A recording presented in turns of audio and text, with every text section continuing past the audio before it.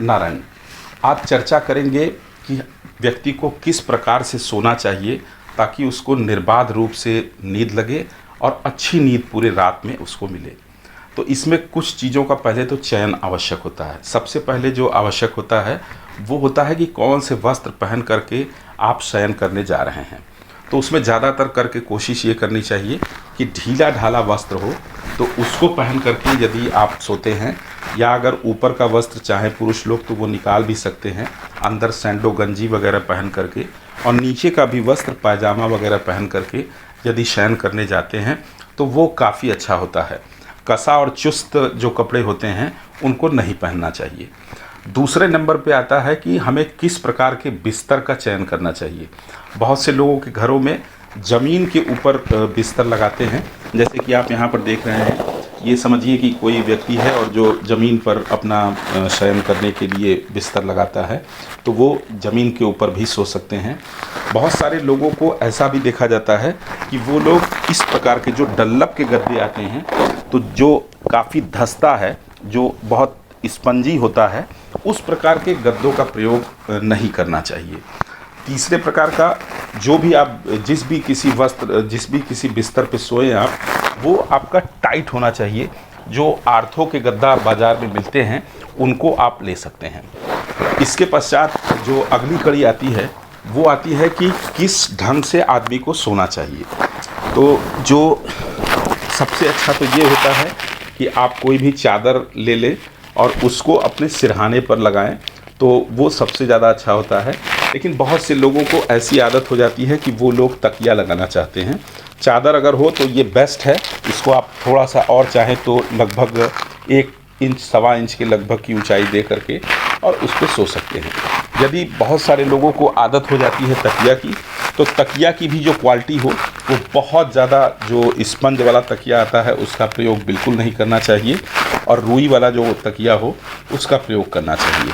और जब आप सोने लगे उस टाइम पे आप सबसे पहला काम, थोड़ी देर के लिए आप अपने सर को ऊपर की ओर करके इस प्रकार से लेटें, और यहाँ पे प्रयास करें लगभग 1.5 से 2 मिनट तक आप गहरी गहरी श्वास लेते रहें, जो कि आपके फेफड़े में जाना चाहिए। इस प्रकार से लें। इसके पश्चात थोड़ी देर के लिए फिर दाईं तरफ आपको अपना करवट बदल देना है, और दाईं तरफ करवट करके भी आप उस समय अपने तकिया को अपने हिसाब से एडजस्ट करके, और यहाँ पे भी 2 से 3 मिनट तक आप गहरी सांस लें। इसके पश्चात सबसे अच्छी पोजीशन जो सोने के लिए होती है वो बाईं ओर होती है। जिधर आपका बायां तरफ का हाथ हो उस तरफ आप करवट करके और सोएं।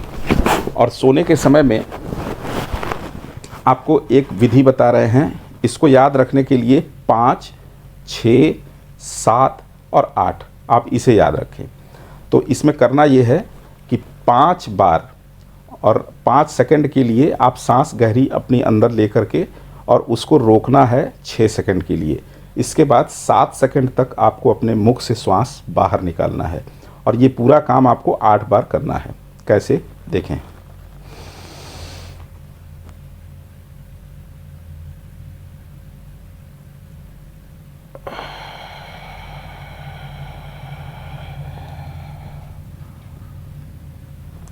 इस प्रकार से आप 8 बार कर लें। 5, 6, 7, 8 की स्थिति करने के बाद अब आपको सोने की पोजीशन बताते हैं।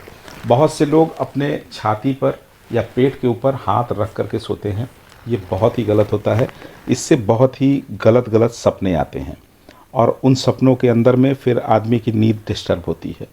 तो सोने की जो सबसे अच्छी स्थिति होती है वो होती है, आप अपने दोनों पैरों को एक दूसरे के ऊपर, या एक पैर को आगे भी कर सकते हैं जैसे आपको सुविधा मिले, और हाथ की पोजीशन यहाँ पे आनी चाहिए। और दूसरा, करवट में जब आप रहें तो आपका दूसरा हाथ इस तरफ कंधे के ऊपर होना चाहिए। और यदि आप इस प्रकार से सोए हुए हैं तो यहाँ पर और यहाँ पर हाथ रख करके ना सोएं।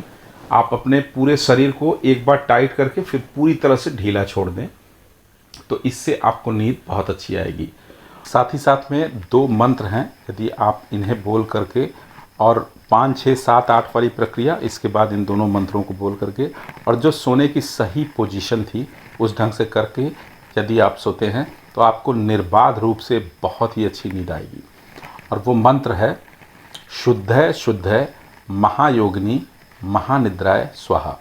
इसको आप 11 बार बोल लें और इसके पश्चात 21 बार या देवी सर्वभूतेषु निद्रा रूपेण संस्थिता नमस्तस्यै नमस्तस्यै नमस्तस्यै नमो नमः, इस वाले मंत्र को बोल करके और इसके बाद आप सोने का प्रयास करेंगे तो आपको बहुत ही जल्दी और बहुत ही अच्छी नींद आएगी। आपको हमारा ये वीडियो कैसा लगा आप हमें ज़रूर बताइएगा।